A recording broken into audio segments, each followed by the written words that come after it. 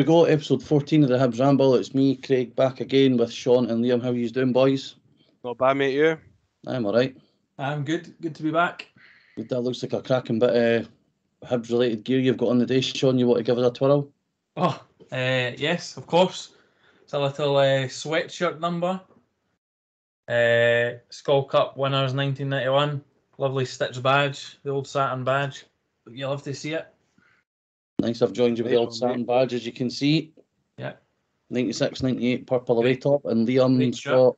I've got an Adidas t-shirt on. There's got It's green in it. green. It is green, so Aye. I decided not to put any Hibs stuff on today because... And if you haven't already watched the shirt video to see where me and Liam rated the shirt that Craig's got on, go give it a listen. Exactly. I didn't rate it at all. Spoiler. I don't like that one. I love it. No spoilers whatsoever. So, busy one today. We've got a couple of things to go through. We'll start with, as cringy as anything the way that Hibs say it, but the wee high bees last night. I hate them calling them the wee high bees. Just call them the youth team. We kind of touched on it yesterday. Shaun, with a Mystic Mac prediction, said that they had the job, said that they had it done and dusted, and he was right. But they were made to work for it. 2-1 against Molde. Granted, I wasn't there. Me and Liam actually watched the penalties on a very shite WhatsApp video call. Thanks Shout to out Cal. Shout out Cal. But we've all watched the sort of highlights this morning. What's your takeaway, Shaun? How big do you think this is for the academy, given the restructure it's went through in the last sort of 18 to 24 months? I think even just winning the league alone last year, even if it didn't come with any European stuff like it is for the boys this year, I think just winning the league alone just goes to show that what the club are doing in the background proves that they're on the right track. Whether these boys go on to play for Hibs first team, which obviously we want to see as many of them as possible, or they go and play for other teams within the pyramid, I think it goes to show that the hard work that's going off the park is happening. So and you've seen it last night as well. There's a lot of talented boys as well. I've been at the club for a while and I've came in recently. So very, very proud of the performance of the boys last night. Got the win through to the next round and play. Is it Nantes next? It is, aye. Yep. It's like you say, winning the league last season's the sort of you want to be the best in your age group at any level, but it kind of shows that bringing Steve Keenan to lead that with Darren McGregor sort of stepping up in the summer as well to do the development side. What was your take on the result, Liam, given that this Molde team, I mean, we played the Molde senior team a few years ago and got our pants pulled down. And admittedly, this team's got quite a lot of senior appearances between them as well. The Hibs boys, I think probably O'Connor and then the rest of the youngsters that played at the end of last season for 15, 20 minutes in the last game. So how big an achievement is it for them to beat a team as technically proficient as Molde were? I think it's a really big achievement, to be honest with you. When you think of Molde, your head thinks straight of Haaland, and then you think of all the other good young prospects that Norway have got going for them, and a lot of them are coming through Molde. I'm sure Erling Haaland's cousin plays for the youth team at Molde as well. So, I mean, they're just a different breed, to be honest. And like you say, they've got a lot of first team appearances between them, and there's only a select few that have got appearances for Hibs. But I felt like I didn't watch the game over in Norway, but from what I've heard, they were quite hard done by coming back with a 1-0 loss. I thought that as well. It's good to see. It's good to see them going out and giving it a proper go and attacking them and managing to get over the line. As difficult as it was in the end, but they did it. I wasn't really surprised either as well because of how well they managed the league last year and, dare I say, romped it towards the end. I wasn't surprised that they got the result at all last night, especially with the quality that we've got and how unlucky they were in the first leg. Maybe sets a precedent as well for that team, though, which is good. I mean, the last time I had a successful youth team was I think it was 2017-18 season. Coaches had broken through at the start of that season, but was still eligible for the youth team. I think it was the Scottish Youth Cup that they won, but they had Ollie Shaw was in that team, Fraser Murray was in that team. So that's kind of the last batch of players to come through. Is there anyone out that team, Shaun, that you think is close to the first team squad? I would have said Oscar McIntyre if we didn't bring in Cabrera at left back. Cabrera. Sorry. Chabby. I would have said him. I don't know if it's because I grew up watching his old man that I feel like Josh should get a run at some point, but we now have so much quality going forward. I think it'll be tough for any of the attacking players in that youth team to get into not even on the pitch, but just in the squad in general. However, whenever I have watched any games with the young team, Josh has stood out, Ethan stood out, and Oscar stood out for me. Another one, though, anyway. My pal was at the game last night, and he said that Murray Aitken, the wee number 8, was superb, and he strolled it. He was the sort of youth player of the year last year, wasn't he? Mm-hmm. I think it's him and Oscar McIntyre. I think that from Steve Keen's perspective, anyway, are the ones that are sort of close to breaks. Just because you mentioned Josh O'Connor there, Shaun, there was an interview that he'd done with Patrick for the Evening News during the week, and both him and Ethan Laidlaw in the last year of their contracts. Yeah, I know. Do you think that like you say, with the options that Hibs have now got in forward areas in the first team, do you think that they could maybe see their pathway stagnated a little bit, or do you think they'll? Because I suppose they're in the weird. They're still kind of eligible for the 19s, but they're also maybe being pushed towards the development squad. I would be very, very annoyed if we ended up letting them go. Especially given we let Connor Young go to Rangers in the summer as well. Well, I think the reason why we let him go is because we were wanting to keep Josh and Ethan. That's the rumours that I heard. Mm-hmm. So why they're still not signed the contract or not, I don't know. I won't name names, but I was speaking to someone that knows Josh very well, and they were very annoyed on his behalf that there wasn't a good enough deal or a deal on the table at that point. That was at the beginning of last season. It was about this time. In fact, it was probably about this time last year. So the fact that, I mean, I don't know if there's a deal on the table now for either of them, but I'd be very, very disappointed if there isn't, especially how much we like to use them as content, especially Josh with his dad. And the thing is, it's not like they've not earned. It's not like they've not earned it. You know what I mean? Yeah, they've earned the contract, so get them signed up as far as I'm concerned. We're always there bigging them up, so why we're either not offering the deal or why it's maybe not being agreed, I don't know. There might be something else to it. Maybe the two of them aren't confident enough not in their ability, but in the club's ability to push them through and get them into the first team eventually. I just don't know. It's all speculation, but I'd be very disappointed if the two of them didn't sign a new deal and got let go. Very annoying. Thing for the two of them as well is that they're both massive Hibs fans. I mean, you can see that, that would have been a dream come true for maybe more so for Josh last night, given that, not even 10 years ago, his old man was doing it on the same pitch. Yeah. But they showed nerve, they showed steel with the penalties, every single penalty dispatched to take them through to the next round. And I think, we've got one of the questions for later on, but we kind of touch on it now. Was the introduction of Block 7 behind the goals. Now, back when me and Liam done the Hibs Talk Extra Time stuff, we were very critical of the Block 7 boys because they didn't start on the right foot. They were arguing with people, they were singing songs that, quite frankly, in my opinion, didn't belong anywhere near Easter Road.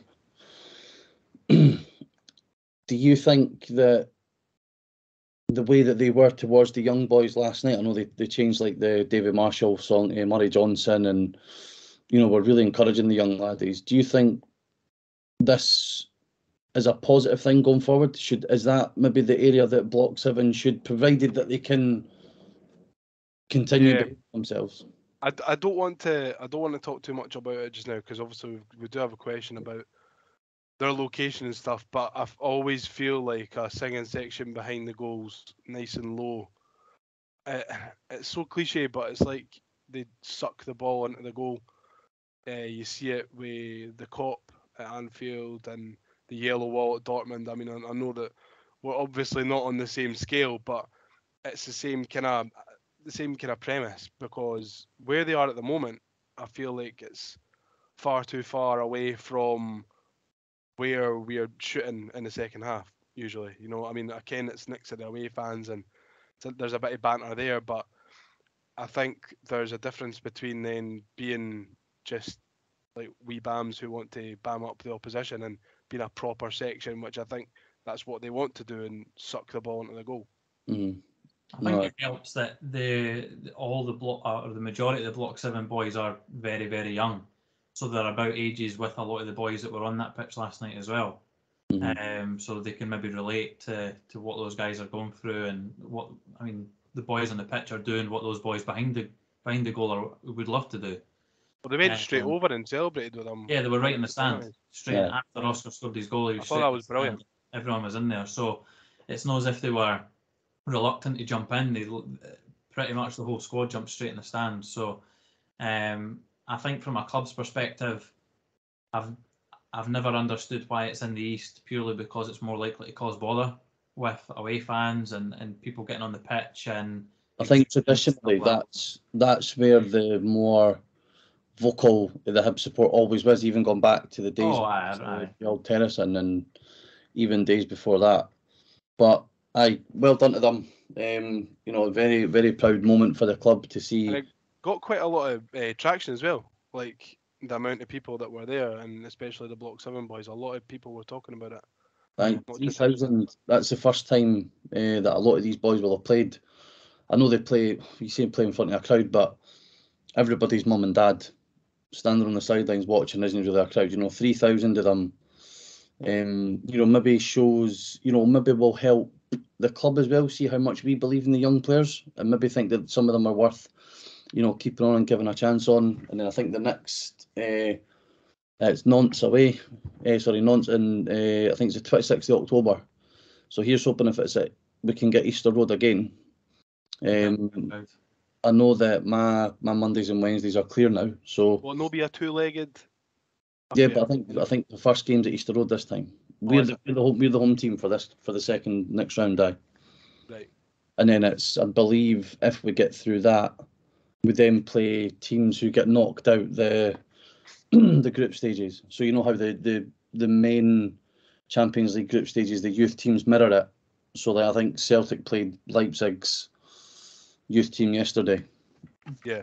In Glasgow. So here's hoping, and I'll certainly be there, and I think we try and get I'll go as well. As many people along as possible Exactly. But on to Saturday. It's a day that I think a lot of Hibs fans didn't think we'd see coming, and that is Frank Sozzi is going to be back at Easter Road on Saturday presenting the match ball, or carrying the ball out and putting it on the plinth, or whatever it is that he's going to do. He's end up doing what they do at testimonials, where they kick off the match. But no, it's I think when you think back to when you're a kid and you first go and watch football and you've got all your heroes, like I chop and change it all the time. It was Keith Wright, Darren Jackson, Kenny Miller, Chick Charnley, but I think the most recognisable and probably most famous name to have played for Hibs in my lifetime anyway would be Sozzi. Says it all, really. And he was one of the earliest players, I think, to get a 10 out of 10 from, is it L'Équipe or the French, the French newspaper that's notorious for giving shite ratings for good performances. What's your memories of Sozzy at Hibs, Shaun? The majority of my memories were between maybe when we were in the first division, got promoted. So you're talking next to Yogi, you've got his bleach blonde hair, getting his teeth knocked out, Millennium Derby, stuff like that. I was actually sitting next to a Hearts fan in the famous 5 lower for the 6-2. So I remember that game. It's not as if they were sold at their end. What was the plenty of seat? I don't actually know. It was one of my neighbours at the time. Honestly, I have no idea how he ended up next to me, but he was. I do feel really bad for him how it ended as well. I wasn't at the Ayr game at Hampden where they put us out, but I certainly felt horrible for him because I feel like there was a lot of not hatred maybe towards him, but maybe towards the club at the time, and I feel like he obviously took the brunt of it. And maybe because obviously he's French and not British, he maybe didn't understand it a little bit more. Because when he was playing, a lot of the time when he was playing, we were doing well, and he was the focal point, and everything was going well at the time. So, a lot more positive memories about him, that's for sure. No, I'd agree. I mean, I think his appointment as a manager was like one of those where teams come to the end of their cycle. So that McLeish team McLeish took over, I think, with maybe 8 games left of the Premier League season where we went down, but I think we were too far adrift at that point. Then obviously we came back up. The first season I think we finished 6th, but then the following season was 3rd, Scottish Cup final. Beating Hearts quite regularly at that time as well. And then with the way that McLeish left to go to Rangers, I think the board at the time just wanted something to try and keep the fans on side. And I think Frank had done his Achilles at that point as well, so he wasn't really playing that much, and he hadn't played that much prior. Liam, I know you're a wee bit younger than me. Have you got many memories of Sozzy? Not really. I've watched a lot of video of like when he played for Hibs and stuff. I don't think I ever caught a game where he played, unfortunately, because he was obviously such a good player, winning the European Cup and that. To be honest with you, I didn't really know an awful lot about him before, like, he signed for Hibs. Like, I don't really know an awful lot about him. As his career, I was talking to my dad, and he was like, "Oh, it's maybe as if like Sergio Busquets or something signed for Hibs after he won the Champions League." So, like, when you put it like that, it's like, for our younger listeners, obviously you'll know that Frank Sozzi is obviously. Oh my God, how many times have I said obviously there? Jesus fucking Christ. Frank Sozzi is clearly a very, very good player, but to the extent I'm not too sure that people, the younger Hibs fans, myself included, really understood how good, and what kind of standard he was actually at. But the one that jumps out at me is a goal in the Millennium Derby. I've watched it back so many times. It's an absolute screamer, and he just jogs back as if nothing's happened. I always remember him for his white Preds as well, and he used to introduce the tape around the socks and put the white socks on top of the Hibs socks. So he brought a wee bit of style to the game that you see a lot of players do now as well. So I always remember him. Would you go for his haircut, Shaun? Would you dye your hair bleach blonde?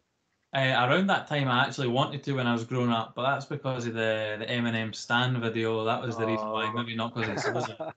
I've had blonde in my hair more than enough, but I would never go full blonde.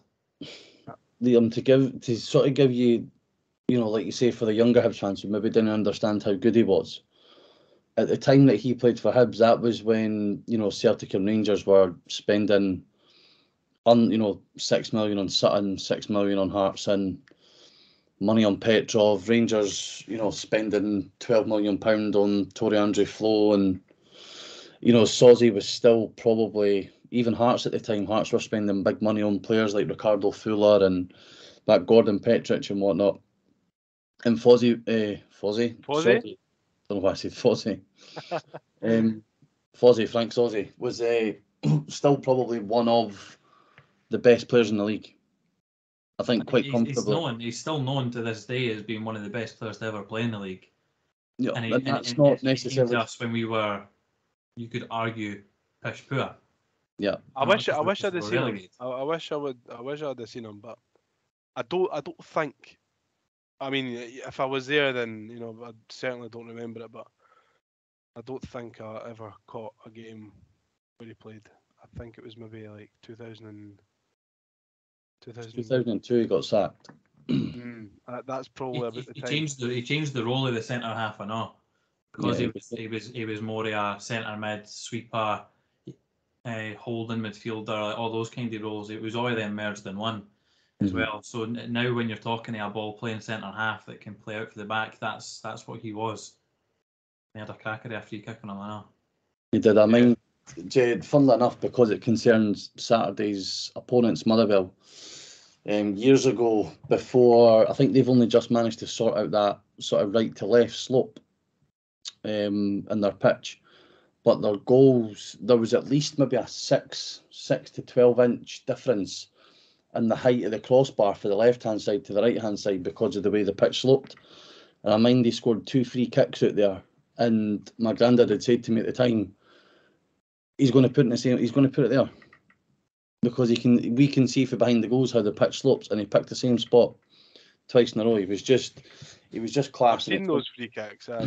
It's going to be amazing to see him back at Easter Road, because we never thought we'd see it, given the way that he left and the fact that he's never really done anything for the club since. Obviously, props to the guys at the Hanlon Stevenson Foundation for getting him involved with that, which has sort of facilitated his return. So onto the game on Saturday, Motherwell.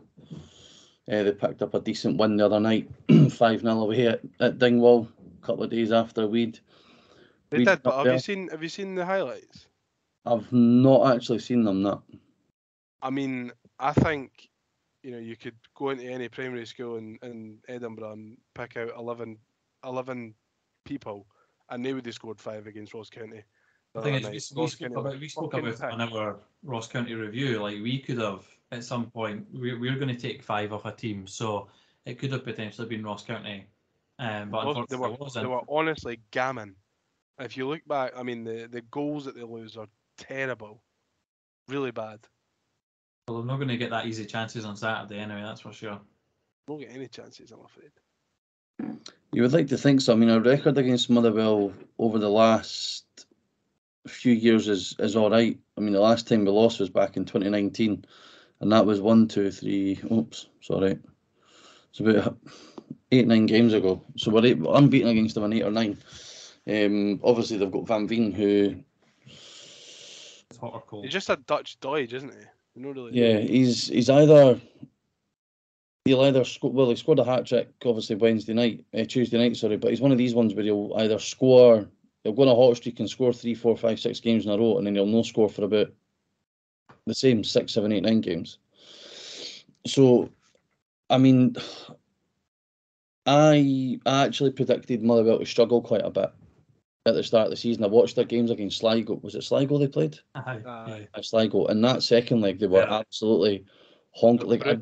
I honestly think it's the worst I've ever seen a Scottish team play against European opposition, and that includes watching Hibs and some of the shite that we've played over the years, because they were absolutely terrible. But obviously they acted on that and they got rid of Alexander, which I think was right. He was every time we played against, he was just constantly moaning.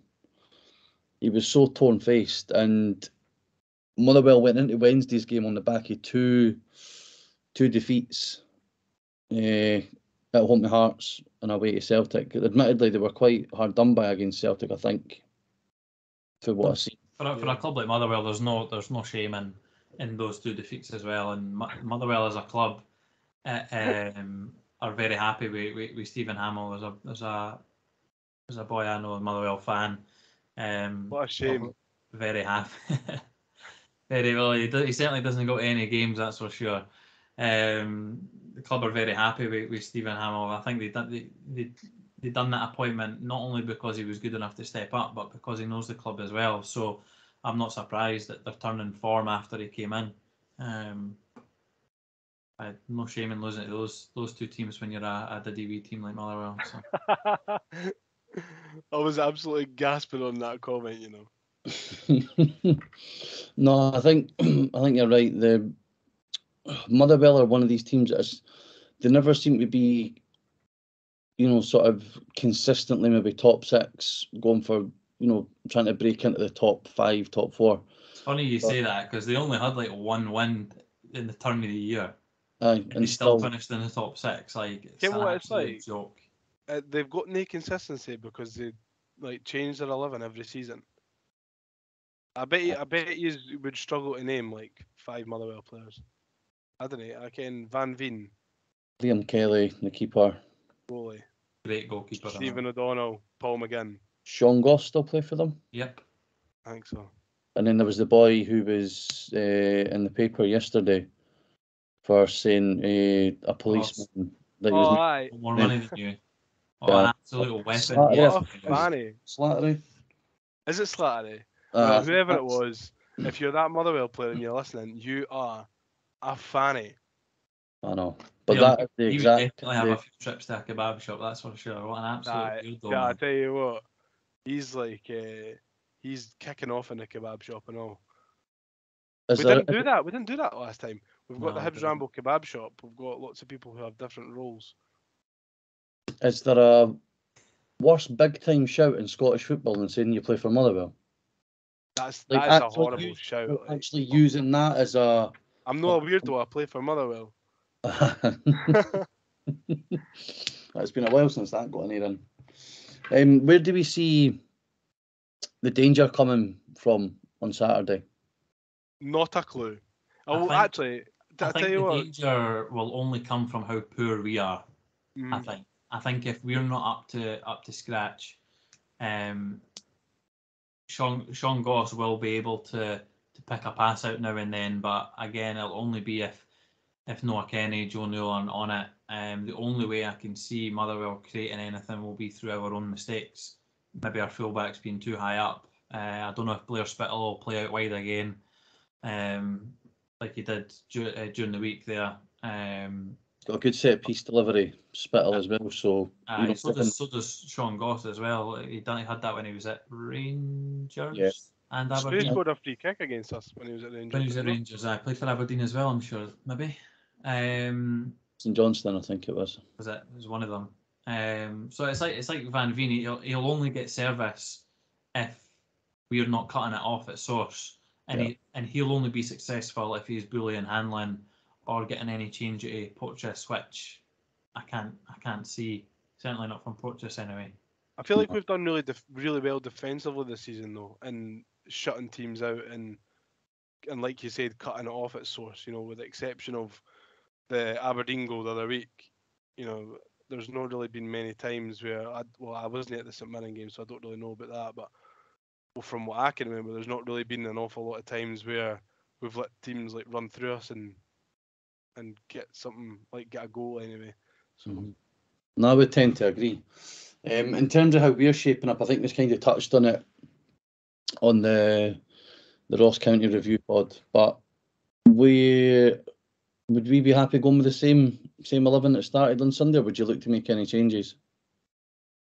Liam wants McCurdy in, and we can tell by the look on his face that I do want McCurdy in. Because I just want to see that. The only reason he wants McCurdy in is because he can't handle McCurdy warming up, going past him, Liam standing up to do it, and for McCurdy to just look at him and go straight past him and not even acknowledge it. I'm going to get a V cut as well in time. I'm a big fan of consistency, especially if we're winning and playing well. Yeah. I know the first half in Ross County we weren't overly great, but then we started the second half strong. So it's not as if the second half performance was better because of subs that were made. Maybe tactical tweaks, but certainly not subs. So if it's the same starting 11, I'll be happy. If it's one change, then maybe, but I don't see there being any more than one change. I think if there is a change, it will be you and out McCurdy in. I think that will be the change if there is one. But no, I'm not convinced that he'll change it, because why change a winning team in essence? So I don't think I'd be happy unless with Ewan to start, or I'd be happy with McCurdy to start.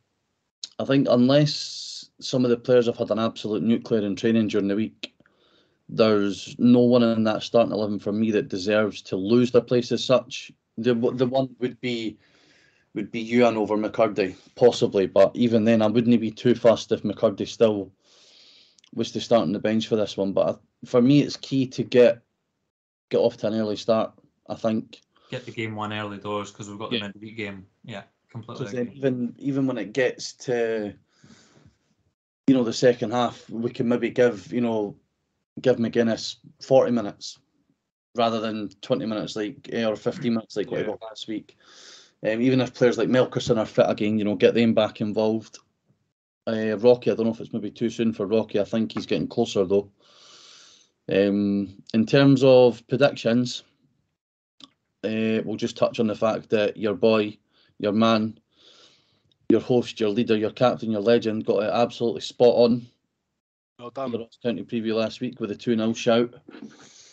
Shaun, I think you went, did you go 3-0, 3-1? I went 3-0, and I predicted a defender to score and Boyle to get 2, so I wasn't far off. I think I went for 3-1. Yeah, you did. Doesn't get you the cigar though, being that close, Shaun. Sorry, the cigar will stay with me. So yeah, once this episode goes up, and we'll put the tweet out for your predictions. Get in touch. It'd be good to. But we discussed kind of doing a league, but I don't think we're going to do. I think we're a bit late to start something like that. We can maybe think about that for next season. We'll get the tweet out pre-game. Get people's predictions once they see the team. Get the post one out to confirm who has or hasn't got the prediction correct as well. Yeah, just a wee bit of fun between us and what will we call our Ramblers? Would you call them the Ramblers? Yeah, 100%. You got to know when to hold them. Aye, so this we need week, their predictions, though. We need their predictions. Yeah, this week I'm going to go for. I feel bad saying us to concede, but I feel boring saying 2-0 again. So I'll go 3-0 this week. I'm going to also go for 3-0.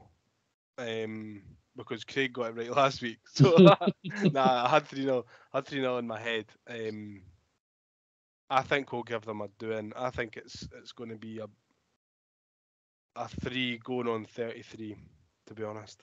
I'll just be how prolific we can be in front of goal. I think that'll change it. What about you, Shaun?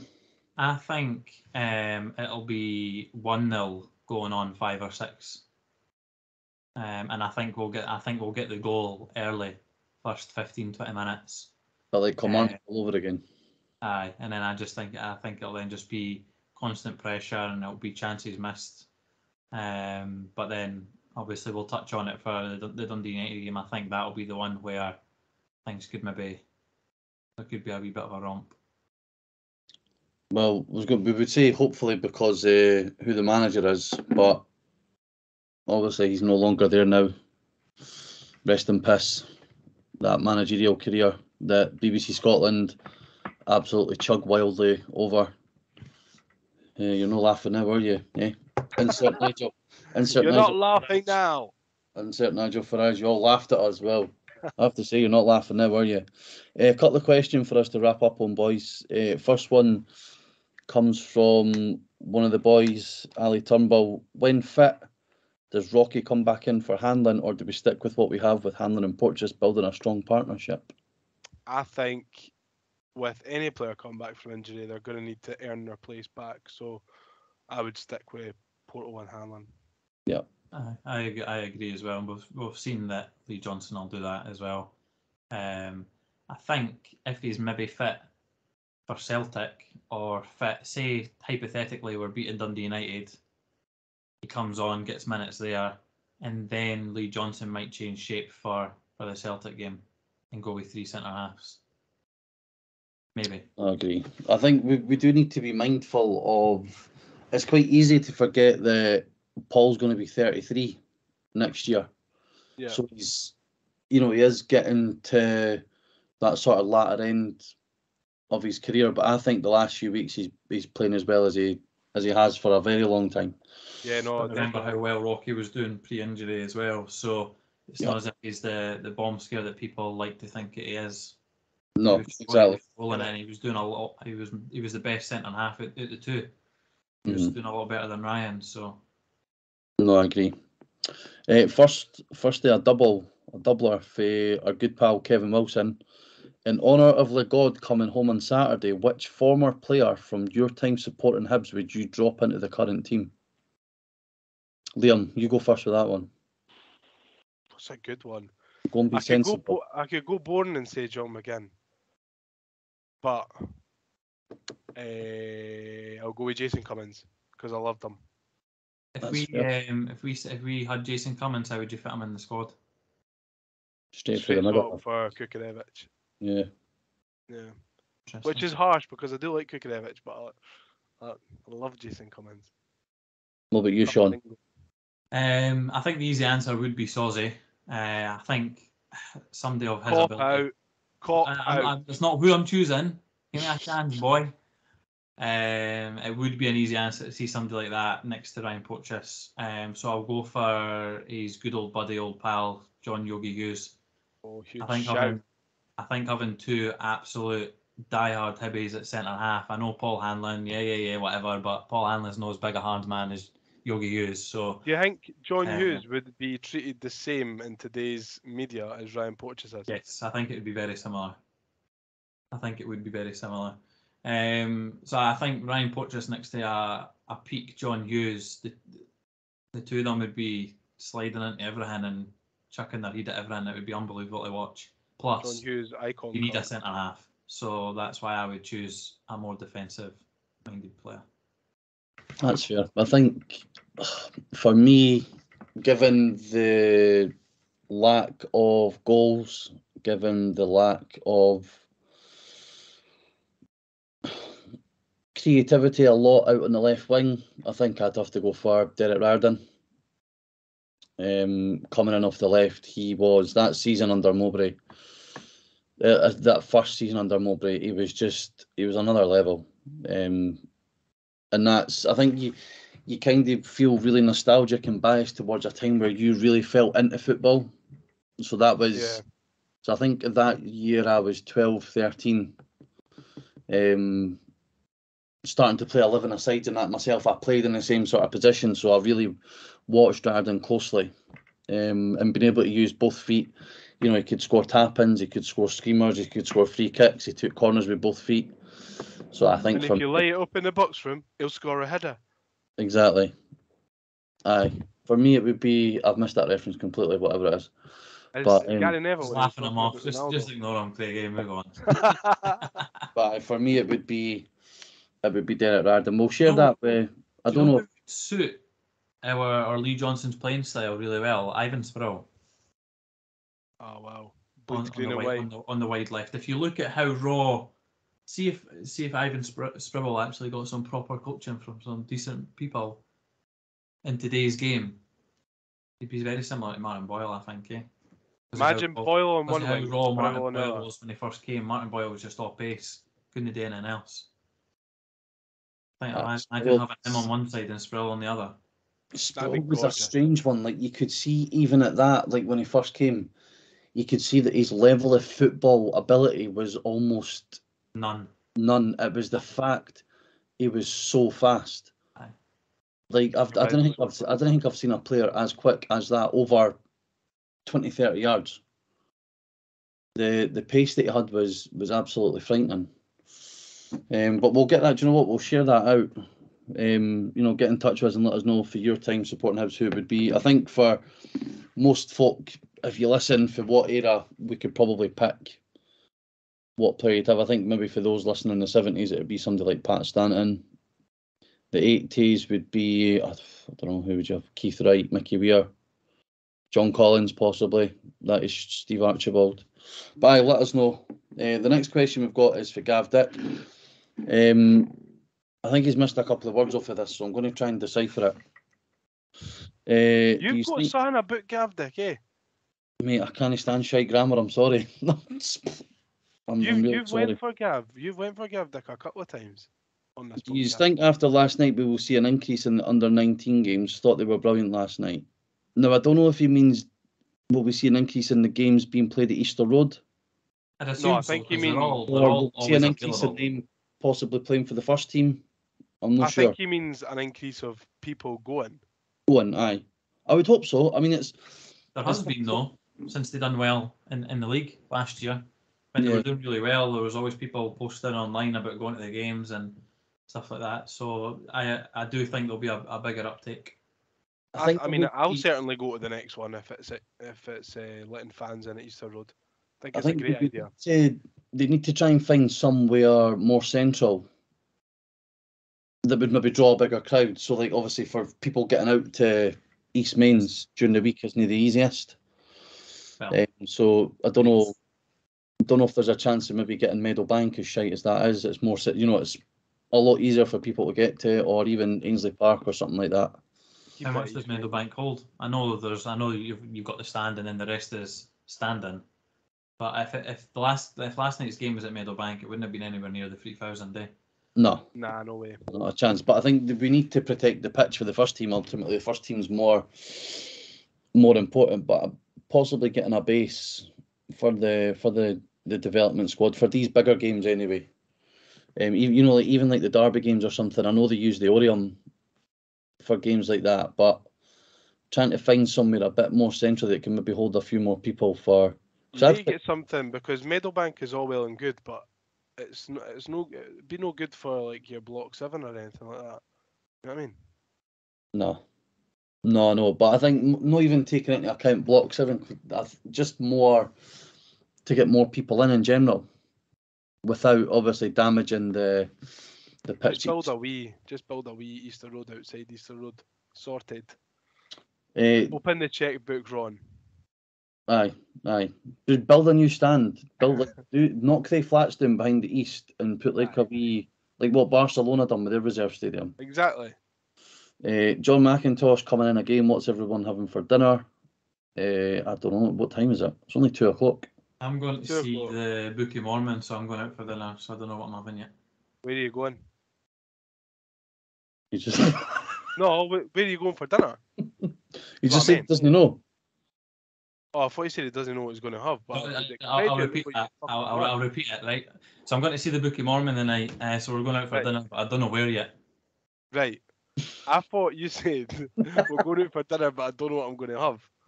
Oh, I really hope people watch the YouTube video just to see the look on my face when you said that. Jesus. Nah, to be honest. Mate, the Book of Mormon was so good. It was class when I went to go and see it. Not as good as Broadway, though, I've already mentioned. But no, what am I having for dinner? I don't know. There's quite a lot in the fridge. I might have chicken tikka. I might make that. I think Thursday's one of the only nights that, because usually I'm away to training Mondays, Tuesdays and Wednesdays. So I think this might be the only night we're all able to sort of sit and have dinner together. But oh, how sweet. No, we family scran. I don't know what it's going to be. And his follow-up is how many is McCurdy getting this week? I don't know if he means minutes or goals. I think 1 goal. And a very big celebration. I think he'll play 38 minutes and he'll come on as a sub and he'll have 2 shots on target, but won't score. We love the optimism. Well, I said 1-0 and I said a first half goal. That's true. If he comes on in the second half, he's not scoring, is he? That's I think he'll have 50% successful dribbles in a 29-minute spell and a yellow card. 3 key passes completed, a yellow card, and 2 shots off target. I do not think there'll be a red card in the Hibs game this week. That's my prediction. No. There will not be a red card. That's bold, though. That is bold. And finally, last question from Kev Wilson. Should Block 7 be moved behind the goals permanently? I think they should. Looks and sounds much better. Absolutely. I think so as well. It's annoying because it has been proposed a couple of times to different groups, but the people that are in the family stand behind there are just too much just knobs. Just didn't want to move their seat. Oh, I've been sitting there for 20 years, but then they never turn up to half the games. I wouldn't change my seat, to be fair, if I got. I personally think if you're making any stand a family stand, I think it should be the West Lower, because the kids are going to want to be as close to the players as possible and be able to see the players. So being at the dugout, close to the warm-ups, yada yada yada, everything like that. And then if you're going to have the singing section, you have it the middle section right behind the goals, and then that way, from a security perspective, it's difficult for people to run on the pitch because they're behind the goal and not to the side of the goal. And I feel like it would be easier to manage than it would be them being in the east. So I think it's only fair that that's where they go. But I think it's the idiots that didn't want to move their seat that are the problem. Because imagine, Block 7 now is just that wee, like, smallish section. Imagine if it just grew and grew and grew and it was a whole the bottom tier famous 5. Oh baby, that'd be class. I do think they need to learn to behave themselves a bit better, though. In all honesty, I mean, it's only natural. I get that. I sat right next. They're young laddies as well. You know what I mean? Aye, but when you remember back when the 1875 boys done it, they were section 43, weren't they? Yeah. And I don't ever seem to recall them having anywhere near as many sort of running battles at times that there has been so far. Like I sat right. I was in section 44 last season. They were in 45, so I was right next to them. And the constant. I think somebody ended up chucking a flare at another fan or a smoke bomb and it hit somebody on the way down. I think they need to behave themselves better, especially if they want the club to invest in safe standing. Because I think I would be more inclined to go and stand. So if they've extended it to even that middle section and then they branch out to the two, and then the end, I would be more inclined to go and buy a season ticket there probably to stand. I would rather stand at games than sit. There would need to be a level of understanding and agreement with whoever their leader is or whoever the main lads are, which I'm assuming isn't a young laddie. I assume it'll be someone a lot older, based on the pictures that I've seen anyway. There needs to be an agreement between them and the club. Listen, if you're going to move here, these are the do's, these are the don'ts. You break that, we close the section, and you're not allowed into the game. Mm-hmm. Simple as that. And then it's as black and white as that. And whether they let them, obviously they won't let them bring players in, but if they have an allowance for them to bring players in but not throw them on the pitch and just have a level of understanding between them and the club, I think that's the point of agreement. Yeah, no, I agree wholeheartedly with that in terms of they do add a lot to the atmosphere, the smoke bombs and that, but this launching them on the pitch nonsense needs to stop, because when they throw them on, all they're doing is damaging our own pitch. Damaging the pitch, or the Astro that's next to it, for those idiots that can't even reach. Aye, exactly. So I think we're all in sort of unanimous agreement that Block 7 and the boys, but I do think they need to be guided by some older heads. I think so, yeah. But I mean, they have made a vast improvement to where they were when they started, which is probably good. Because they've had meetings with the club as well. They've probably in dialogue with them. I think there's a good respect there, and that's what you need. You can't have the club being like, you need to do this, you need to do that, you can't do this, you can't do that all the time. There needs to be a bit of give and take between the two parties, which I feel like there is, and that might have been a trial last night for getting them in behind the goals. I hope it was a trial. I would love to see them back there. The club will understand as well that if a section like that goes well and it's in a good area, the club can use it for all sorts of videos, photos. People are going to buy season tickets posters, as well. The lot. Do you know what I mean? So you're going to sell more tickets. And Ron Gordon goes on about the atmosphere that he wants to create. So any way in which he's able to enhance that, which would be moving them. You're always going to get the people, obviously, like Craig, are you still in section 44 or you're in and around that area? No, I'm not anymore. I'm moved back to the famous 5 upper for this season. You're still going to get that core amount of people that are in section 43 and 44 that stand for 90 minutes of their game and are still going to have the atmosphere at that end as well. Yeah. But having the Block 7 boys as well would just enhance it throughout the stadium. It's good as well because they're a constant noise. I mean, I was standing behind them at Ross County and they never let up for, from before the game until I was back on the bus. They were singing the whole way. So get them behind the goals. Aye. No, I think we're all in agreement with that. Get behind the goals and just behave yourselves. And then you never know where it can go. But I'm an old fart now. That's me talking about the behaving. Because if Alfie's 12, so in the next couple of years he's probably going to get involved with that sort of stuff. And he's not exactly going to listen. Oh, didn't he take that to the game? Behave yourself. He's not going to listen to me. But anyway, that'll wrap up this week's recordings. As always, if you can keep in touch with us on our social media channels at the Hibs Ramble on Facebook, Twitter, Instagram, our videos on YouTube. Go back and watch the episode that Shaun and Liam done about the kits if you haven't done it so far. See where they've ranked the purple Saturn Felly. Or the two that are behind me, for those that can make them out. What are they, 85? Mid to late 80s, the Umbros, the V-neck collars, absolute goats. Yeah. So get in touch with us. Let us know what you think about that. Let us know your best kits. Let us know what Hibs player for the era that you supported the team that you drop into this year's team. And just enjoy the rest of your week and enjoy the game on Saturday. And we'll see you next week to review the Motherwell game and look ahead to Dundee United. You certainly will. So see you thanks later, everyone. And Liam for joining me this week, and we'll see you next week. Bye.